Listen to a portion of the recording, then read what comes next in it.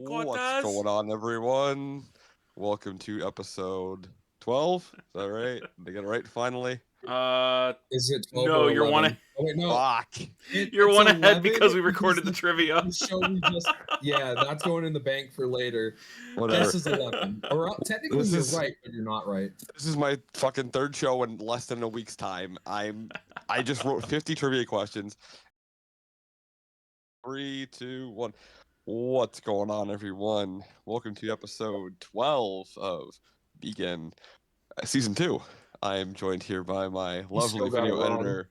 Yeah, What I do you know. mean I got it wrong? You said I 12 You again. redid the intro, I don't give a fuck. and you I don't give- still said I don't episode 12. It's I don't care 11. anymore. Rewind This it is my again. Third- You know what? We're moving on. Welcome to whatever freaking episode it is of Beacon. Episode 11. Episode 11. Who cares? I am joined here by my lovely video editor, Chris, as always, and Adam is back this week. Welcome back, Adam. I'm not And dead anymore. depending, and I'll let Chris answer this, but depending on what order this is released in, you'll either have seen this after Adam was gone last week or before. So, Chris, is this coming out first for the trivia episode? This one's coming out first because it takes me a lot longer to produce the trivia episodes than it does to produce just a weekly episode. Right. And I just want to plug our show quick. If you haven't already, make sure you subscribe to our YouTube channel and our social media, and of course, our Spotify. That'll all be linked somewhere. I'm sure Chris can do that. And if you haven't already, you can just check out our social pages. I've got it linked all there. Anyways, boys, we're about almost 2 weeks into the season. We're almost there. How was your first full week? It is time for that way too early predictions, and everyone's ready to blow up their team or already raise a Stanley Cup banner, and I love it. It's also time to dunk on all of our way too early predictions. For for example, one of mine is still looking really good. For example, my- me saying that Edmonton would take the lead over Vegas in the Pacific. Big oof. Big oof so far, indeed. At least I had him. At least I had Vegas in second and didn't have them dropping way down further. But I still had Vegas at number 1, and I'm looking pretty good at that. Me trashing on Boston so far, yeah, we're all I don't looking know. rough Looks on that good one. on you. Looks good on you. I don't know, man. No, may I just start off with why Tristan Jerry's overtime giveaway in the playoffs is still worse than Nedeljkovic. My column. Nah, man. Chris At is least he was still directly in at you. front of the goal when it happened. Nedeljkovic was like, "I want to win a Tristan face-off." Did somebody say Tristan Jawi? Tristan Jowie. My commemorative Wilkes-Barre Scranton Penguins mug from the 17-18 season. That's when this mug was from. I'm sure Chris and I went to that game, actually. If you couldn't tell, I'm also under the weather this week. My voice is still raspy as hell, and I'm fired up. So let's start with the most fun thing this week. The NHL has gone back on Pride for the third time. They've decided to change course. Chris and I discussed this at length last week and crisscrossed. But the NHL reversed course. All it took was one player, Travis Dermott, to put rainbow tape on his stick, and the NHL crumbled like the sad, pathetic little old men they are. And good on him. It sucks. wasn't a star. He didn't make a show of it. He just went about being an ally like normal, like he was before. You know? Yeah, there's a part of me that wishes that the NHL wouldn't have said anything and waited for a bigger star to actually do it. Not saying anything against him, but I was listening to the Steve Dangle podcast earlier, and they were even saying, imagine the NHL's response if they had to do this same exact rescindment of their own policy that they just put in place, which went against their own rule book. If it was Connor McDavid or like anyone of that caliber of like the tier 1 superstars in the league, not just a very good player. It just goes in. Listen, get so close right now. Get so close to the screen. It just goes to show you that the scariest fucking thing in the world to these big, strong hockey players is a fucking rainbow.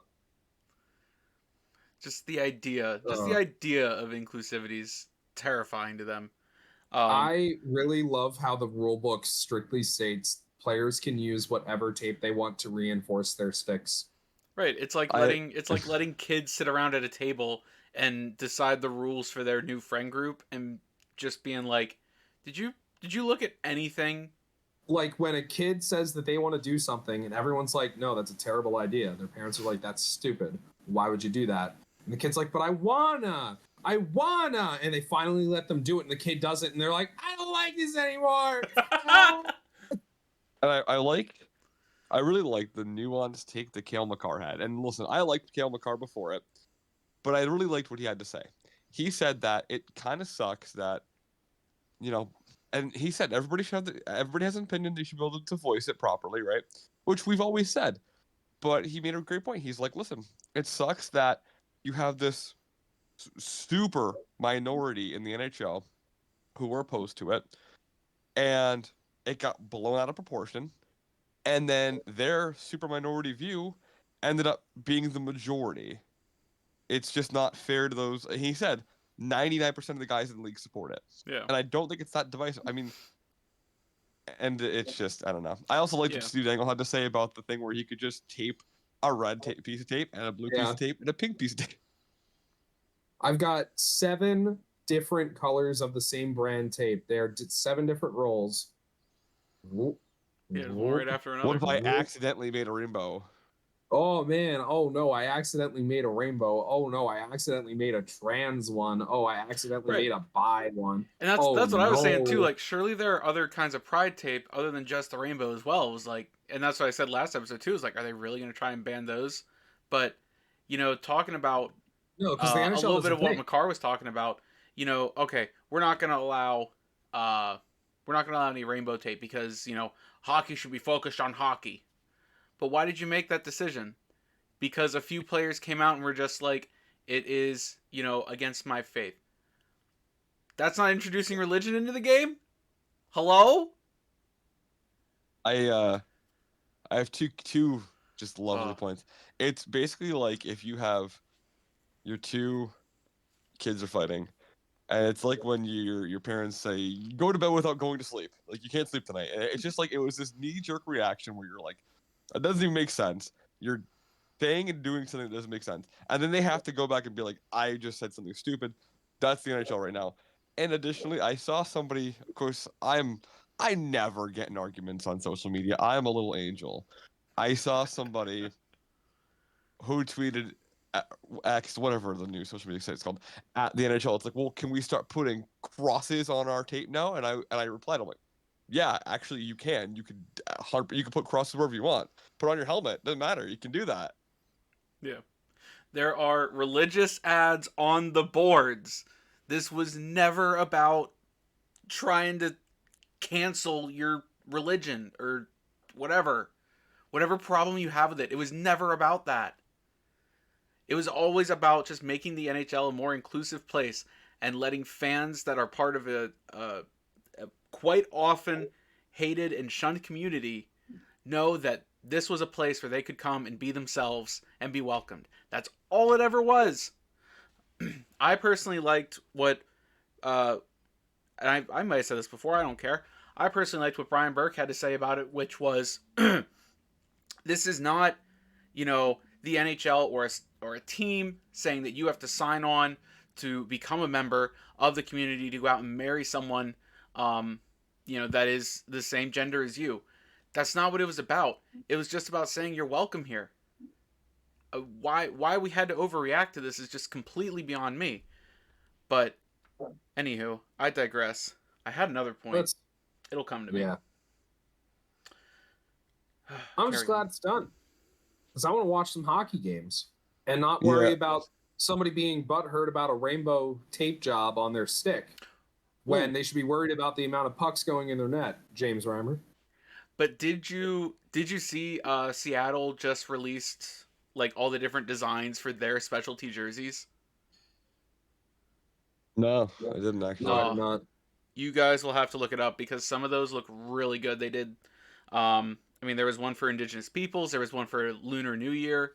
There was one for women in hockey. Black History Month. There was a Pride one as well.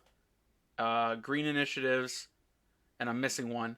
But They look really good, and it's just one of those things where Yeah. it's like we're being robbed of all these great chances to see players in these jerseys, and it Well, here's sucks. the thing, It though, is sucks. that it's not stopping the Knights from being celebrated on a team by team basis. Arizona still has a Pride Night scheduled like this upcoming week, I think. Yeah, It's just what is it that they just can't wear the specialty jerseys? yeah. They That's the just only can't wear thing. the jerseys on the ice as a team Yeah, because if you have somebody they can sit still out, they sell could the be jerseys. embarrassed.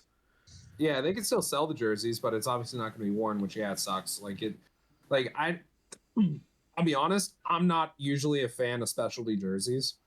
I will never buy one, whether it's Military Appreciation Night or Hockey Fights Cancer or Pride. I usually steer clear of those because I like just the game style jerseys. Yeah, But so for me, it doesn't do anything that they're not wearing them anymore. But I know for other people, they're like, oh, come on. But oh well, I digress. At least yeah. we're at least at a point that the NHL is like, oh, I guess we were wrong. But they'll never say that they're wrong. Oh But no. them going back on their word shows that they know they were wrong. And Yeah, I like they'll that. never say we took it a step too far. They'll never say we limited players' ability to express themselves in an effort to keep a couple from being embarrassed. But Keep a kind couple, of no, keep the league from being embarrassed. That's what it was. yeah, kind of moving on from that. Then They made 3 players made the NHL look bad, and the NHL said, "What can we do about it? Let's look worse. Take it away for Yeah. everyone and block everything and make everything worse in the meantime." And this was all because of 3 NHL players who are on the back 9 of their career not wanting to participate at the end of last season. That's just the bit. Let's call it out as it is. Names thrown out in the wind. Who were they? Ivan 3 Provorov, James players. Reimer, Eric Stahl. Yeah. 3 players ruined every single initiative night in NHL history. Congratulations. You are a bum. Get out of the NHL. You're all barely in the league as it is. And I do not care that I am a 24-year-old podcaster.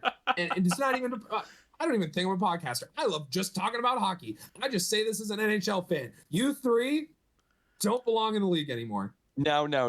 To be fair. No, I'm not being fair. They were done being fair when they decided to ruin No. all Just appreciation listen. nights for the NHL. Listen to me. You can have an opinion, but you, by not wanting to make a solid stand and actually just shut your mouth and put yourself aside for a second, you ruined every single appreciation night for the NHL. Congratulations. Listen. Military yeah, appreciation that's night, their legacy Hockey now. Fights Cancer, every single thing, you've ruined it. To be fair, this is the biggest impact either Ivan Provorov or James Reimer have ever had in relation to hockey in their life. So give them a Besides second. losing Okay? games. Exactly. I mean, it's like, and listen, I'm taking full shots of them. Like, and again, I have no problem with them, saying this is my religion. I disagree strongly, but sure. Yeah, you Keep can it- say that. You and go for it. Like And if seriously, you I and if you understand that. want to say it, but stand by it. Don't cower and say I don't want this. NHL protect me. Say, listen, I'm not wearing the jersey. You're gonna catch flack. Public, we've said how many? It's like a broken record. Court of public opinion doesn't care about what's fair and what's right. You're gonna get judged. Cry and wipe it with the millions of dollars you're making. Like, I don't think any less of James Reimer or Ivan Provorov for saying their opinion. I do think less of them because how they went about it. And as soon as when they got any flack for any little thing they said, they backed down and didn't say anything, and the NHL had to step in. And the NHL did a piss poor job. Yeah. This could have just been like such a little mute point of like, oh, whatever, and everyone would have forgot about it. But because they didn't stand their ground and they didn't go to the wayside, here we are. We're talking about tape. We've been talking about tape and celebrations of events instead of the actual sport of hockey more the past 2 episodes, I feel like. Yeah. And listen, Than actual hockey. And I the would like to talk NHL about actual hockey. the NHL, in a nutshell, tries to be apolitical, but we know the majority of NHL players They do a piss poor job at it. have already self-identified as conservative. And if you are I don't know what the word is, that you are more extreme than the majority of NHLers already are with being conservative, both socially and what they talk about and maybe political views, and you're James Reimer and Ivan Provorov and Eric Stahl, that's your own problem. I'm done with this. Let's move on. Let's talk about some hockey. Oh yeah. Yeah. So talking about hockey, boy, my take on Chad Ruhwedel from Crisscross is going to age like fine wine. Absolutely. Yeah. He might not make it through the season on our team. That aged like fine wine before I could even post the video. So let's That's why I went in and made that little edit. But I mean, do you want to start by talking about what the hell's going on with Penguins defense? well before we Now, do that, let's start with the before Avs. before you guys say anything, let's say this now. In the great words of Steve Dangle, love his podcast. I will always plug it. There are 82 games. Oh, I agree. Colorado's played 6. There are 82 games, but 6 is also That's a enough to lot of start picking up on a games. pattern. Yeah. Let's talk Colorado first. So let's talk. Will I Gorgiev apologize win the for my Vezina? cough. Yeah. Dude, if he's on this pace, even though last night he gave up 4 goals, and the game before he gave up 4, he freaking might. He's gonna be on a tear. If he goes at this pace, man, I don't care that Colorado's backup goalies right now are your choice of Eustace Anunen and Ivan Prosvetov until Francouz gets back. Georgiev might play 70 games this year. What's your takeaway from the first week? Colorado's offense is absolutely insane. They still, and I like it how every player, when they go to talk to them, has flat out said they have not played their best game yet for 60 minutes. Every single game they've had a lax. And it really, the thing that bothers me is that Colorado is responsible for the only point as of the time of this recording that's the San Jose Sharks have on their record, because the San Jose Sharks forced an OT because Mackenzie Blackwood was lights out 51 saves against Colorado for no freaking reason. But they've flat out said that they've had defensive lapses and team play lapses for like entire periods, and they've still, besides the San Jose game, put up 4+ goals the other 5. They put up 7 goals last night on the New York Islanders, who's always been a defensively sound team. They play a team game. They're stifling. They're boring to watch. That was the complete opposite I had watching last night. Their offense is high flying. Thomas Tatar has been playing line 1 minutes with Nathan McKinnon and Mikko Rantanen at times, and he does not look a day over 30. Druin's been working okay. Love Ross Colton. If anyone wants to watch a really funny first ever goal for a team, Ross Colton didn't score the goal. The Islanders did from Colorado's own zone. But Colton was the last one to touch the puck, so he got his first goal in Colorado on an own goal. But I want to be the first one to say it right here. The Avs had a great week. I don't know. I'll let Adam pick the punishment. I guarantee it. I bet my record of being the podcast host here that the Penguins will win tomorrow. Guarantee it. I would not doubt it, honestly. I'm starting to get that feeling. I'm starting to get the feeling that they're pissed off. And I think it's because it's one of those records that sounds cheap because it spans multiple seasons. But with their win last night, Colorado set an NHL record of consecutive road wins. They have 15 consecutive road wins, beating the 2006 Buffalo Sabres, 2005, end of 2005 season, I guess. No, 2006, 2007, whatever it was. One of those late 2000s teams. End of that season into the next season. Yeah, it was the end of 06, beginning of the 06-07 season. That Sabres team, that's who it was. So dating back to April, I guess, for Colorado, they've gone unbeaten on the road, 15 straight games. Regardless of, it's a new season, that stat shouldn't really matter. It's still 15 straight road wins. Any team in the NHL would take 15 road wins in a season, let alone 15 straight. Yeah, but I agree with Chris. I would wager that it ends tomorrow as well. Like I'll put money down on that, and bet on it, because I think Pittsburgh's at the point where they're pissed off, that they've developed a losing streak to go 2-4 so far. They haven't even been able to get to overtime. At least last year when they would give up leads, they would get to overtime and get some points out of that. Now they're just giving up leads, not being able to catch up. the bottom six has one goal from Redeem Zahorna, who played in one game and then had to be sent back down today to Wilkes-Barre to make an efficient use of LTIR space. You know, I'm sure he'll be back up, but they got to clear some space so that they can put Ned on LTIR and get the best use out of it. You know, there's definitely cap shenanigans going on there, and I understand that not all hockey fans understand that. I don't understand what's going on with the cap shenanigans, but all you got to do is read from somebody that does understand what's going on, and you'll see that it's not the team trying to say Zahorna didn't do well. It's the team being smart with their money. Yeah. But I'll be honest with you. If Pittsburgh's going to win tomorrow, it's going to go one of two ways. It's either going to be a very close game and they're able to hem in Colorado, or Colorado has an off night offensively and it's going to end like 2-1, 3-2, or it's going to be gong show, lights out, and like not lights out, gong show, guns blazing. It's like 6-5. I don't think it's going to be a one-sided game because Colorado, I think, has gotten a little sloppy with the defense. They gave up 4 goals to Carolina. They gave up 4 goals to New York. Georgiev didn't look bad. Like I'd say that there's 1 out of the 4 in each game that you really want back, but the other ones, it was like he was screened. He had no business making the saves, or like they were in the zone hemming him in. So like, what are you gonna do? yeah. There were like 1 goal where it's like, nah, it wasn't even a bad goal. It's like, all right, fine. So I'm I don't almost know. confident I think it'll it's be a going to good be. game. Crosby against McKinnon is always a good game. You saw, Yeah. Chris, you and I went to a Penguins game.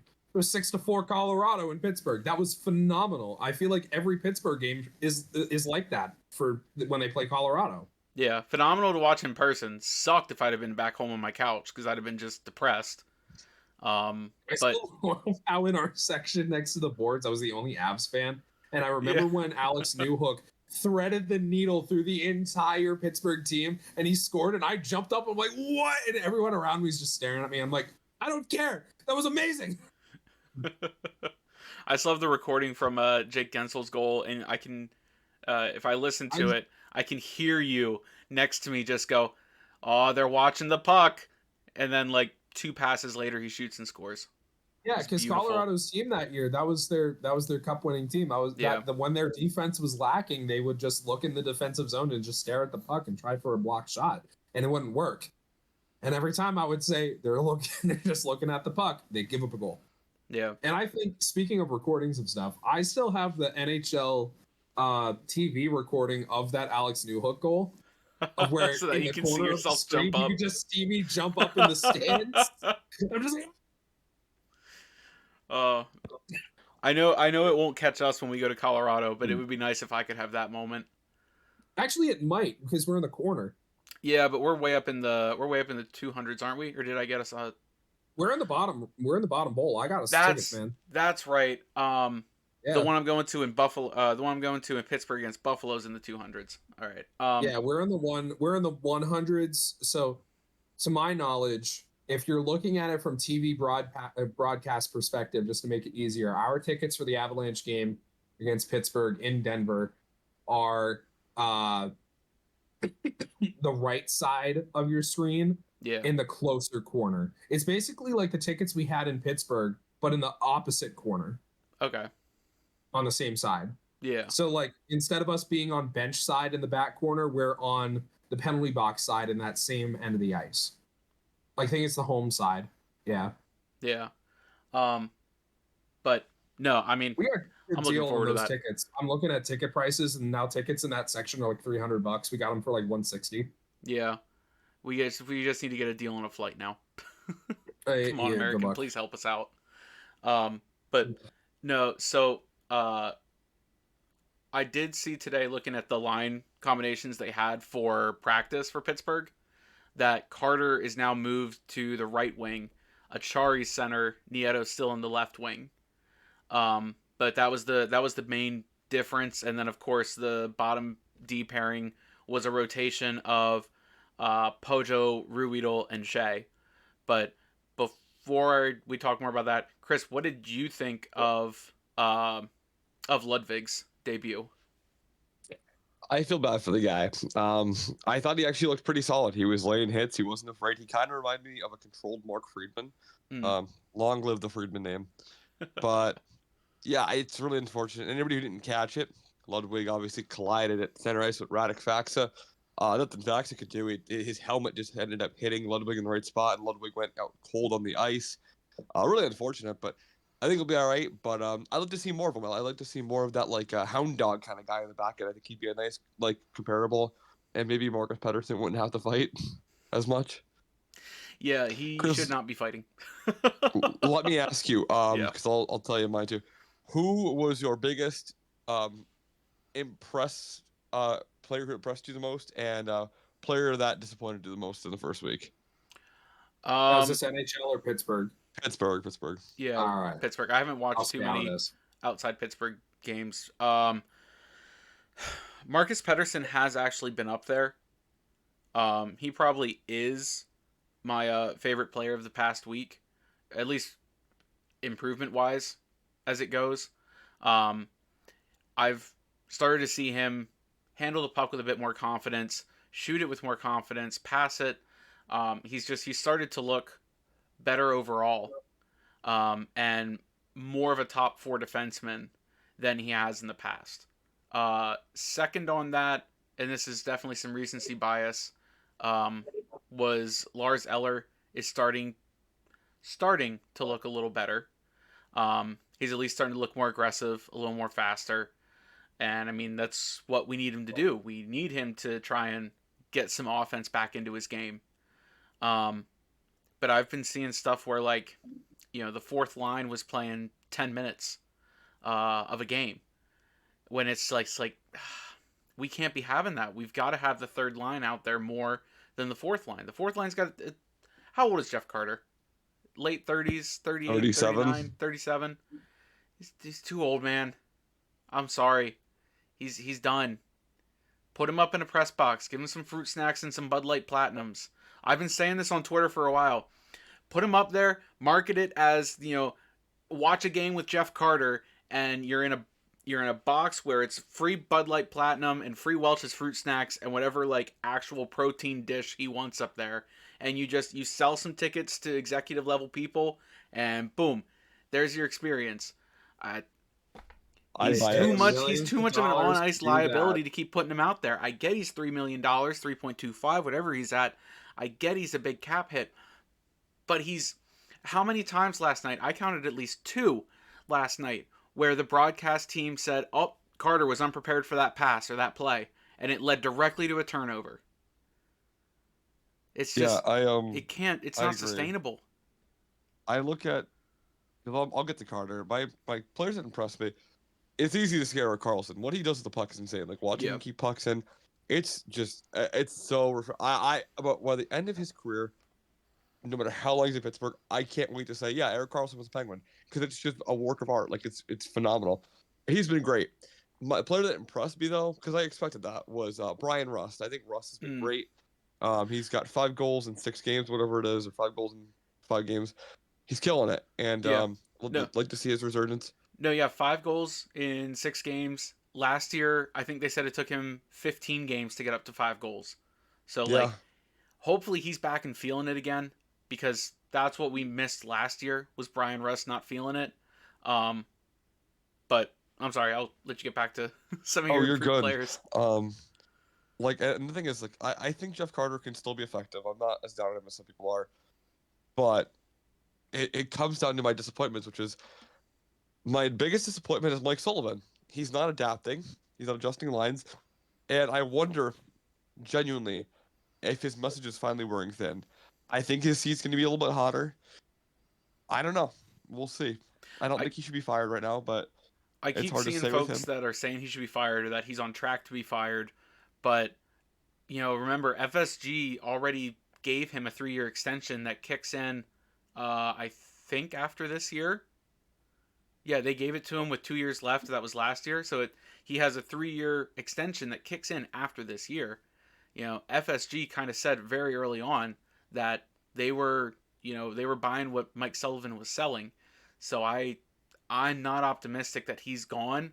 unless they are, really, really out of a playoff spot by Christmas. Well, and I don't think he should be. I think it's time to consider the fact that, look, FSG can burn money.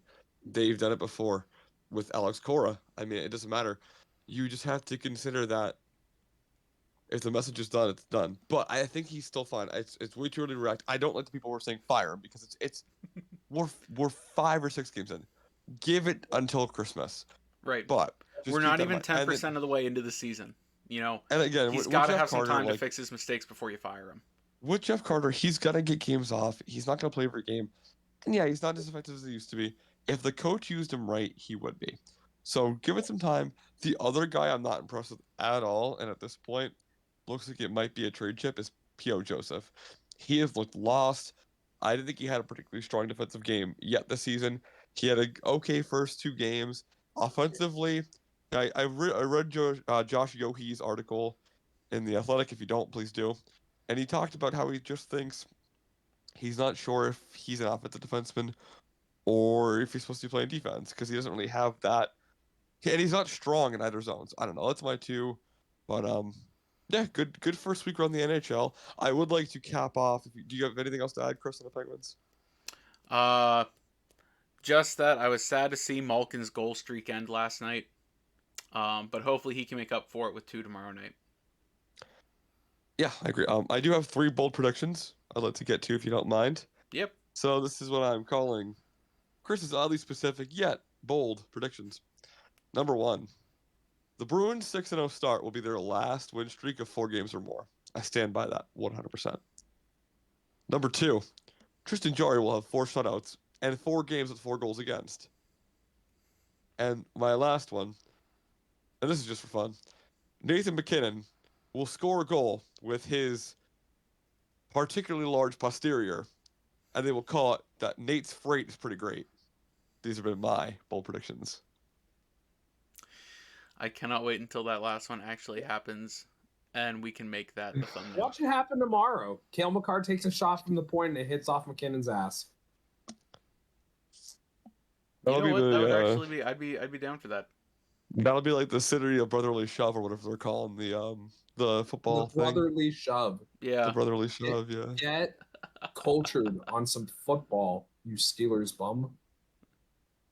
Daberg. Listen.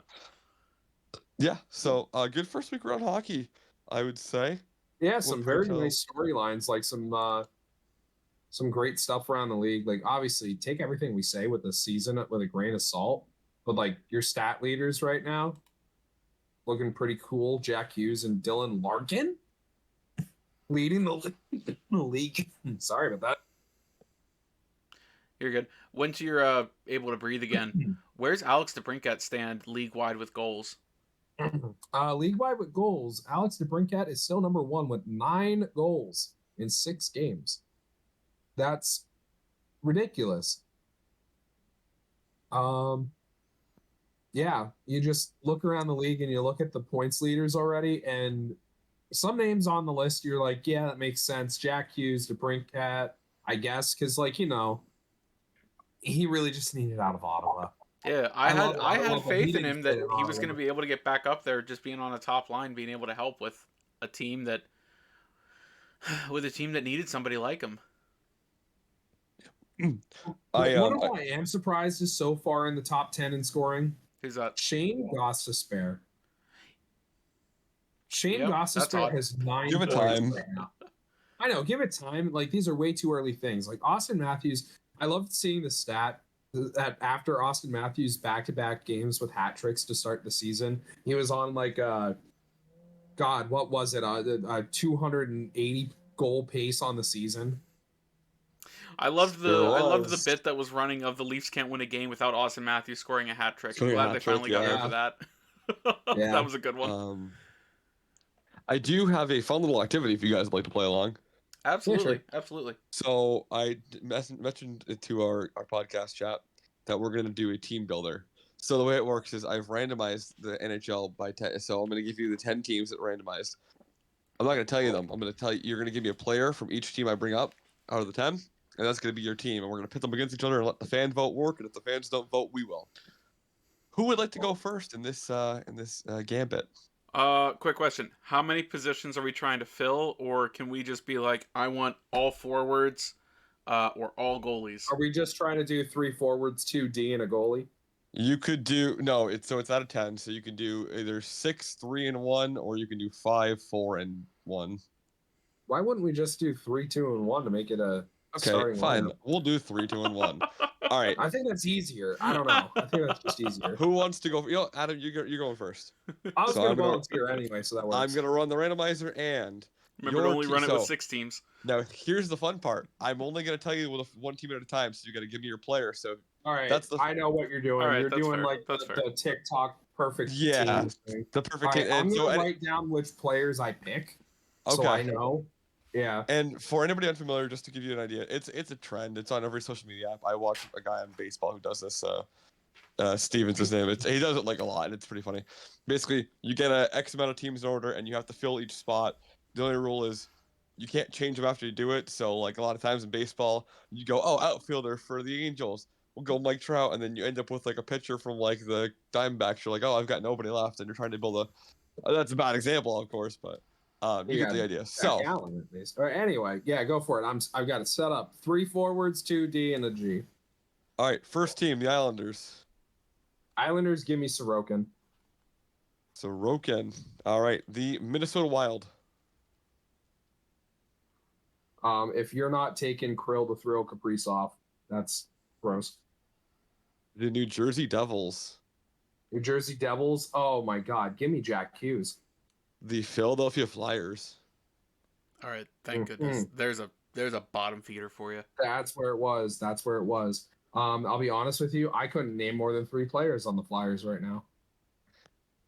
Who are some of their D-men? I feel like I need to get a D-man out of the way. Rasmus No! Ristolainen. Not from Philly. Yeah. Adam, go for a forward, what are- please. I don't know if I want to. I don't know if I want to take a forward from Philly. Yes, though. you do. We gotta make a decision. Do you want me to throw some names out there for you? Give me some other forwards. You got Sean Couturier. You got Joel Farabee. Me. Was it Nick Frost? Morgan Frost? Forget what his first name is. Connect me. Yeah, you got Travis Konechny. Yeah, league wide they're not fantastic, but Yeah, that's my bum pick. You know, I'm gonna get screwed over on defense now. I guarantee it. no, I Granted, really don't haven't think given there's any. awesome defensive picks yet out of the teams that you've given me. Like New Jersey has the closest best one. But Who's your like, pick? give me Travis Konechny. All right, your next team, the Nashville Predators. All right, see, there you Roman go. Josi, let's go. And your last team, the Calgary Flames. Calgary Flames. Oh God, who's their decor? A guy that we talked about coming over to Pittsburgh a lot, and then he never moved. A former Avalanche player. Yeah, I know. I know. A Nikita guy that's played Zadorov for was there. almost every team in the league. An It up seems and like comer. 44. I can't remember him. You've got Hannafin. You've got Yeah. you've got Gudbranson. Rasmus Anderson. You've got Gabranson. You've got Chris Tanev. Chris Tanev, I think. I think he's still with the Flames. Jeremy Mm. Poirier. F it. Give me Zadorov. I think that All would be right. Oh yeah, he's there too. Chris, you're up next. Are you ready? Yep. Oh, what a list. Your first team, the St. Louis Blues. St. Louis Blues. Oh shoot, now I gotta remember who's actually like on their roster right now. Jordan Kyrou. Tell you what, I will Probably take. the best bet. I'll actually take Krug. Krug, okay. The Carolina Hurricanes. Hmm.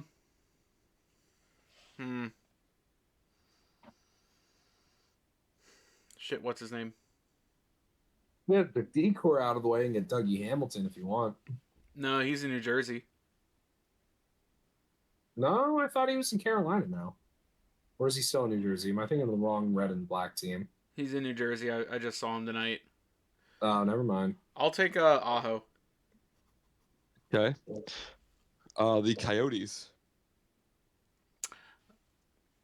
Vimelka. Oof, okay. You're gonna hate that pick. Yeah. Number 4, the Pittsburgh Penguins. You could have Oh taken Tristan no! Jolly. I could have taken Jowie. No, I'll take Crosby. The Avalanche.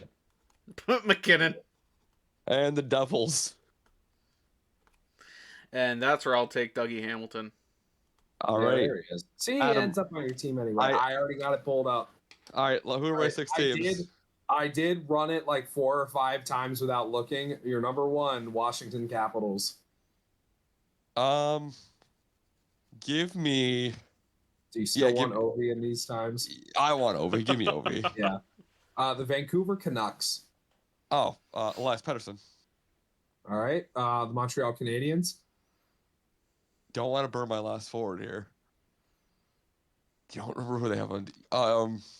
Okay, there's some options. Pick up Suzuki or Caulfield, man. No, I'm gonna go Arbor Jackeye. I want the grit. Okay. Florida Panthers. Oh, beautiful. Aaron Ekblad. Okay. New York Islanders. Oh, Ilya Sorokin. Are we both allowed to have Sorokin? Absolutely. And who's my last team? The Tampa Bay Lightning. Oh, Nikita Kucherov. There you go. What a team. I'll take that every day. Yeah, I feel like you got a role with some not good teams, but with some really good players. My only questionable pick is Jackeye, but if you've got Kucherov out there at Sorokin, he can just roll all over people. True. True. That's about all I had on my docket. Would you guys like a little bit of trivia before we depart this week? Is there sure. Is there a way for us to pit those teams against each other statistically? I'm not looking up that shit. Maybe we'll follow up on that in a future episode. Maybe we'll do it on a shootout on NHL 24. There you go. True. Adam, why don't you tell the good people how many points I have already in NHL 24? This guy is no-lifing NHL 24. He's already over 400 points. Back in the top 100 for centers, baby. Meanwhile, I'm sitting there with 40 points because I barely play it. Even though, as much as the game frustrates me because it's different, I don't hate it. They tried something different this year. I don't think it worked out too well, but hey, at least they tried something different with NHL for the first time in a while. I am sitting around and waiting for it to go on EA Play Pass. Good luck with that. All right, so I have here with me in a couple months. I have here with me a list comprehensively of every member of the Triple Gold Club in the NHL's history. Now, just a refresher, Triple Gold is an Olympic Games gold medal, a World Championship gold medal, and the Stanley Cup. It is the three most important championships in the world according to the IHF, and the list is only 1, 2, 3, 4, 5, 6, 7, 8, 9, 10, 11, 12, 13, 14, 15, 16, 17, 18, 19, 20, 30 people long, I believe. Roughly 30.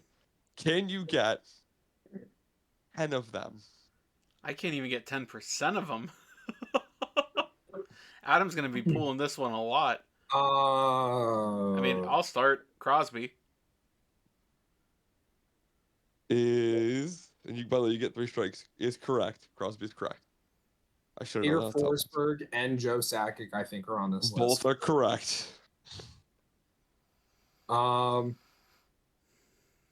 It's tough because any of the really good players Igor that I know Larionov. I'm gonna put a name out there. Is correct. That's 4. The professor. Let's Yep. go. One of my favorites. You know, another Avalanche alumni is on that list, I think, because he's also Canadian and played on the Avs and won a cup. Rob Blake. That's 5. Okay. Nice.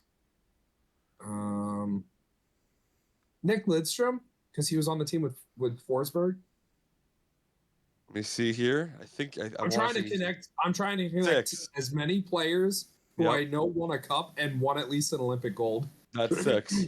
When it comes to the World Championships, I got nothing. I'm just. Can you think of anybody else from the 2010 Team Canada that would have won?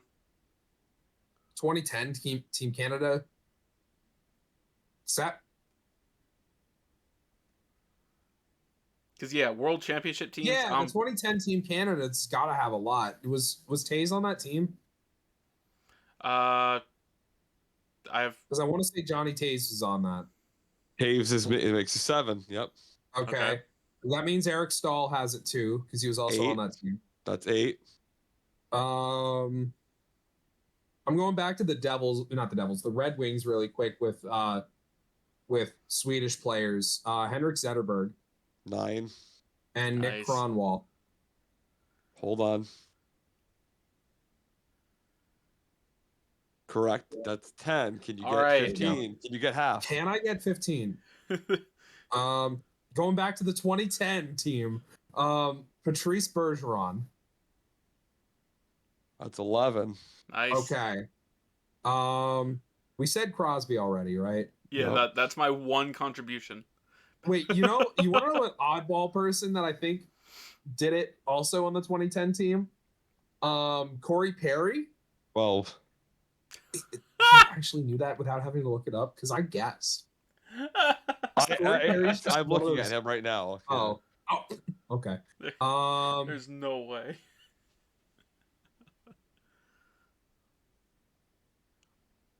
What are we at? 12, 13? 12. You need 12. 3 more. Wait, is Yager on that list? Did he ever win an Olympic gold? 13. When did he win an Olympic gold? Czech Republic 05. No, Czech Republic 1998. Sorry, Czech Republic 1998. Yep. Oh. Okay.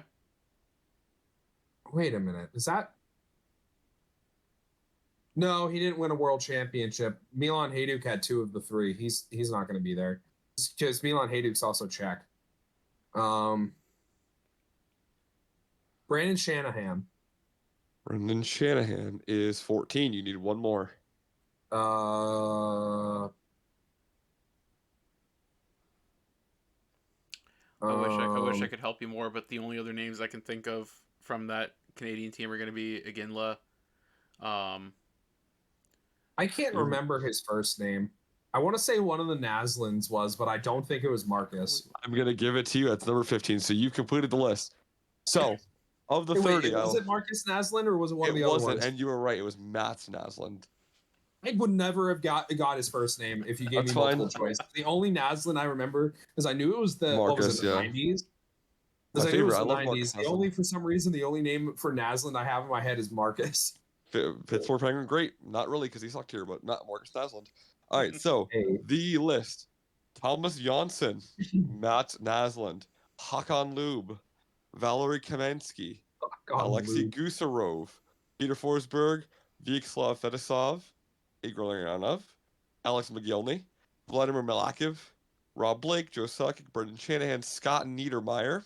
That was going to be another name. That was one of the only other names I knew because I just watched a recap or a clip of the Golden Goal. Jaromir Jagr, Yuri Slager, Nick Lidstrom, Freddie Modine, Chris Pronger, you missed from the 2010 team, Nick Kronwall, Henrik Zetterberg, Mikkel Samuelsson, Eric Stahl, Jonathan Taves, Patrice Bergeron, Crosby, Corey Perry, Pavel Datsyuk, Jay Bouwmeester, and a recent induction to this list, Val Filppula. I'm surprised I missed Pavel Datsyuk, to be honest with you. And there is one. I'm surprised we missed Eric Stahl. One coach on the list. Can you guess the coach? One coach on the list? It's going to be fucking Mike Babcock, isn't it? Adam, you are on fuego today. It is Mike Babcock. Of course it's an asshole who has a freaking record like that, too. Like, I knew there was something in your face when you said that there was one coach that I wasn't going to like the answer. Yep. Anything else you want to do trivia-wise? Anybody else got trivia questions?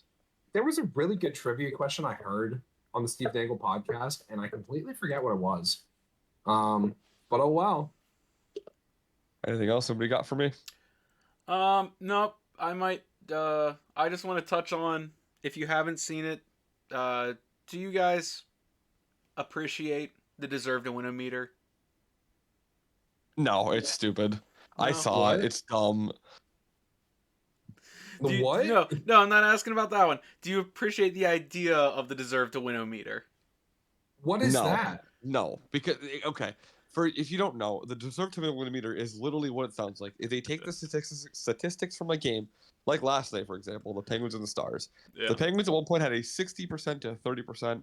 that they deserve to win over the Stars. All it does is it takes the game stats and not the actual game action, puts it on a fancy little spinner board and says, this team deserves to win and this team doesn't. And it's stupid because the team that wins the game deserves to win the game. Actually, at one point, the highest was See- 75.5% deserved to win against Dallas. Is that just a Pittsburgh thing, or is that No, it's an NHL thing. Yeah. Okay, because I guess I just must be, since I watch the games on ESPN Plus to get the altitude feed, since I watch all out of market games, so I get them all. I love watching a team not in Pennsylvania because I never have to worry about there being blackouts.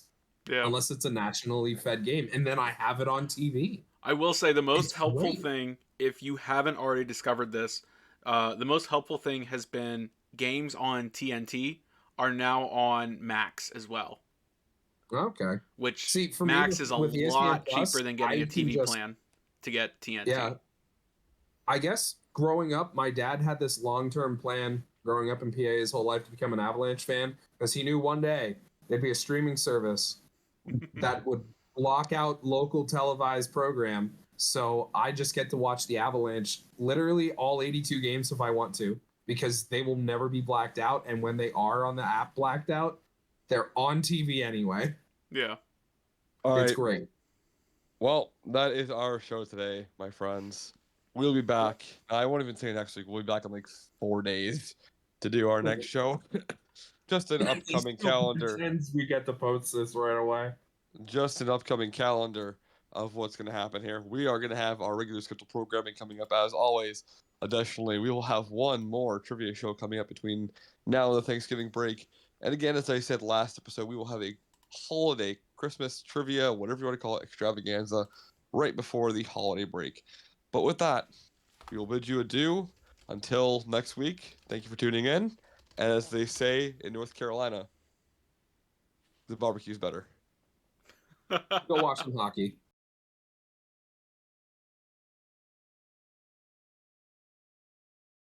Enjoy the Pittsburgh Penguins experience.